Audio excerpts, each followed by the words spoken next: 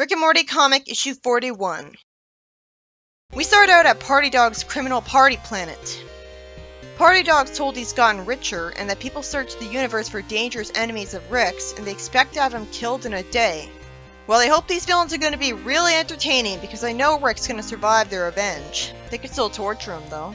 The only way I can recognize Peacock Jones is, well, aside from his third-person speech, he has 3 eyes. He's told off by one of the prisoners that he kidnapped and knocked up his niece, stole her money, and disappeared. He calls him an emotional nitwit and explains that he left her for becoming stupid and boring, but uses more fancy words than that. He's told off because his niece was young, not that we know how young. He's threatened with being beaten up, and it turns out he was being protected by the Mr. Meeseeks he was with, who's all muscular now and calls himself Mr. Sick and doesn't want to be looked at. It's interesting to see this. It makes sense using the Mr. Meeseeks concept to its fullest potential. It's pretty convenient for him that Mr. Meeseeks actually became his friend instead of not caring about protecting him because he's in constant pain. Because not everyone becomes best friends with their cellmate. I guess Jones was that lonely. Suddenly, a guy resembling Michael gives him the key to his space capsule courtesy of Party Dog. All he has to do is press a button on the key and he summons a spaceship, which flies him and Mr. Sick out of the prison. They're greeted by Prince Detrier of another Mars. So how did they meet him? I guess the spaceship was pre-programmed to take them to him. He says that it's mostly Party Dog who saved them, and he recruits him against Rick. Detrier says they'll need to pick up one more colleague before going to Earth, and he says he knows where he is because he has an inside man. Then we see Rick and Morty going out of a portal from Blips and Chits.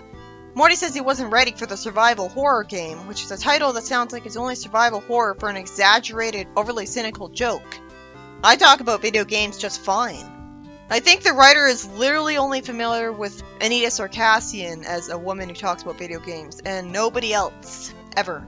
Then we see Jerry smirking, and he tells Rick that today's the day he'll pay the price for forcing his way into his life. I can't help but sympathize with Jerry here, because Rick does treat him like crap, and it would definitely suck to be in his position in this house. Rick accuses Jerry of trying to rip a big one and tells Beth.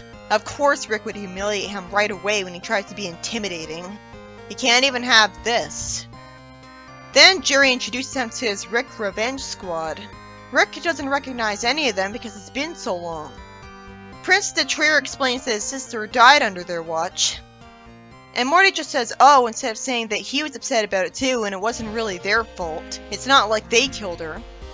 He also doesn't call Rick out on the fact that, you could just clone his sister and make a new one.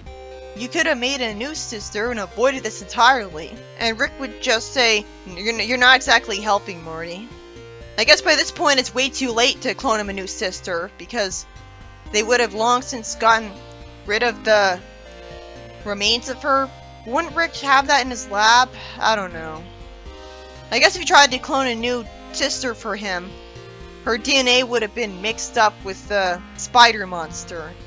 Not all of it would have been. They could have easily avoided this. Rick says that he thinks they want him dead because he's smarter than them, or he hurt their feelings.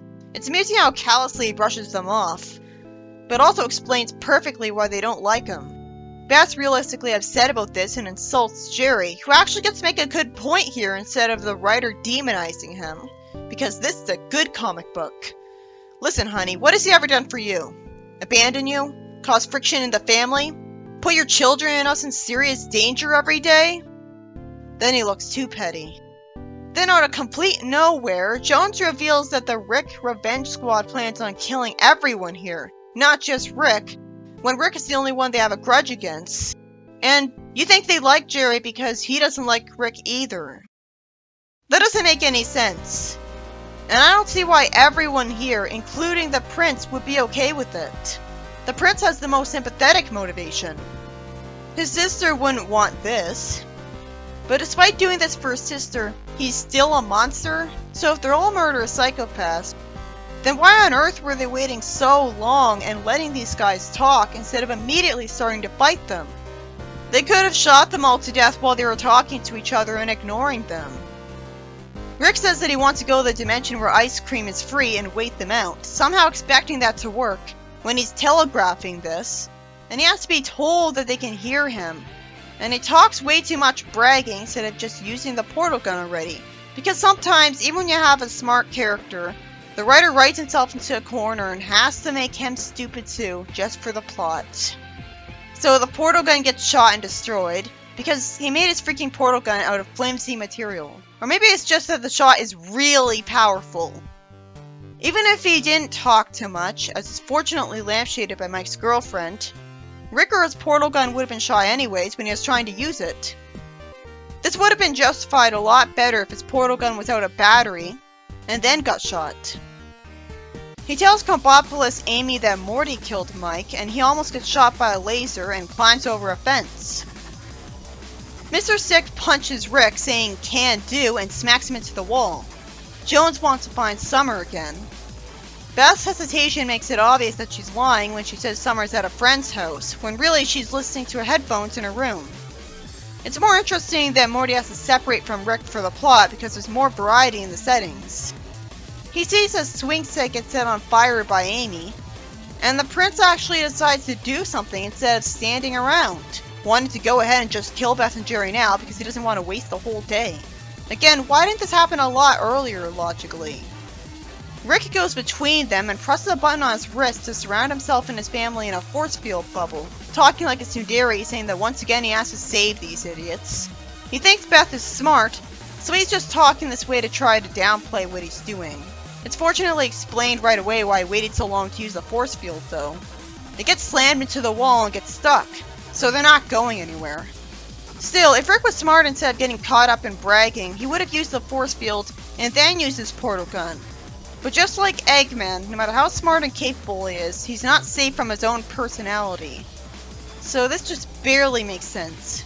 Jones tells the prince to start firing his blaster at the force field, and the story ends. The recap pages are tedious, by the way. This is not a kid's comic.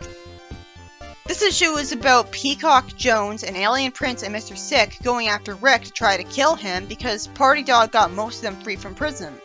Because his goons tried to research the most dangerous enemies of Rick, and Rick is a pretty well-known person in the universe, so I guess it makes sense. I really wish it was explained how anyone found Jones's key, and even he questions it.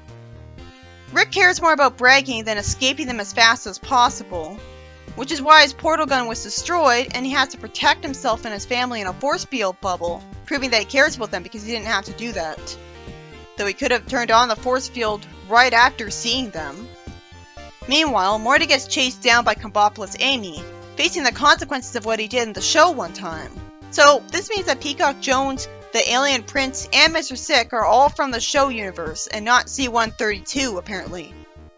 C-132 is such a hard to remember name that doesn't tell you anything about the dimension. So if I called it C-135 at one point, you can't blame me because it's just numbers anyways. And C-135 is closer to C-137 in number, so it's easier to remember.